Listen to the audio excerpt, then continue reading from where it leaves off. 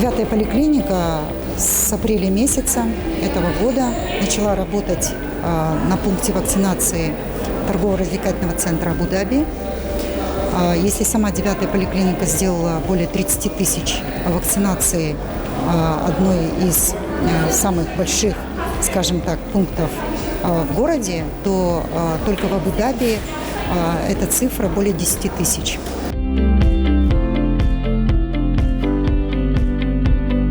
Бүгін вакциналауға келдім өз еркіммен, өзімнің денсаулығым үшін, жақындарым үшін, жұмыс істейтін жерім үшін, чтоб жұқтырмас үшін осы ауруды. Сауда орталығына келген едім өз жұмыстарыммен. Осы жерде вакцина салынып жатыр дегеннен кейін кірдім. Өте жақсы ұйымдастырылған. Мынау халқымыздың болашағы үшін мен ойлаймын, вакцинация алу керек.